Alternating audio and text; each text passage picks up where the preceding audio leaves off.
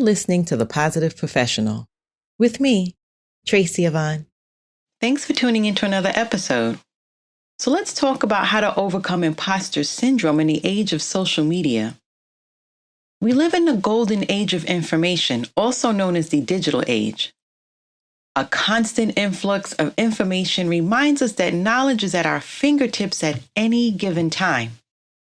We have never been more overwhelmed with information and data in history than today.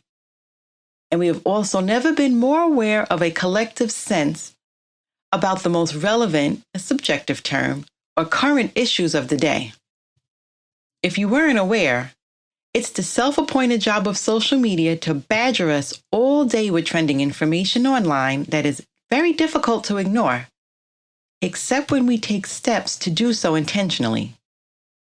One way or another, with the right digital strategy, any content can be made highly visible around the globe, and this possesses both the most amazing benefits and potentially the greatest threats to our awareness and mental health. It's also due to the inevitability of social media in our lives today that most people have a keener awareness of mental health than was previously common. One aspect of which is the growing concern about imposter syndrome. Imposter syndrome is not classified as a mental health disorder, but is defined as a psychological phenomenon.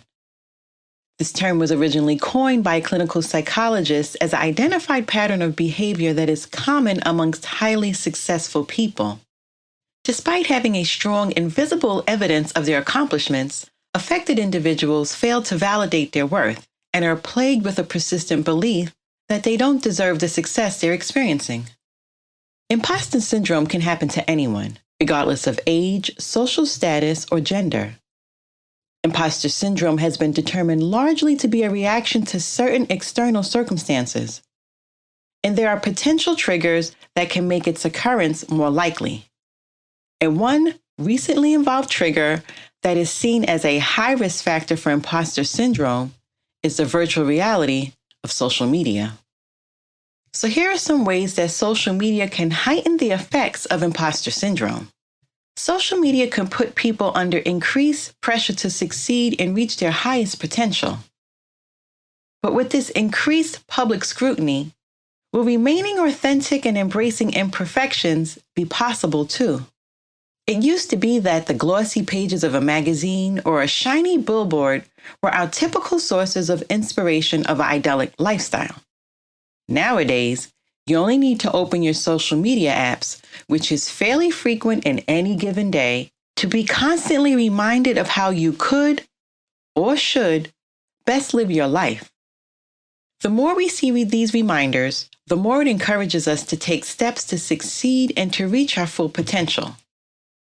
But the question is, at the bequest of all things standardized to us by social media, can we still remain authentic and embrace ourselves with the knowledge of our own perceived imperfections?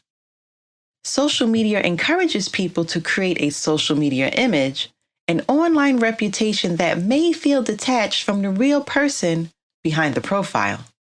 When our true selves feel in conflict with our online image and reputation, lingering self-doubt follows. This dissonance can provide a breeding ground for imposter syndrome and amplify feelings of fraudulence, anxiety, and may even lead to depression. Social media also encourages constant comparisons and triggers imposter syndrome. Having instant access to how most people appear to be living their day-to-day lives, according to their social media posts, can exacerbate the imposter phenomenon. And another thing that social media can do is challenge and warp our notion of what is normal. What we are frequently exposed to ultimately becomes the norm in our minds, given enough time. If we're not discerning, it's very easy to take another social media profile at face value, and yet feel that our very own is fraudulent or at least misleading. So in the next segment, I'm going to share some suggestions on how to counter feelings of imposter syndrome that's caused by social media.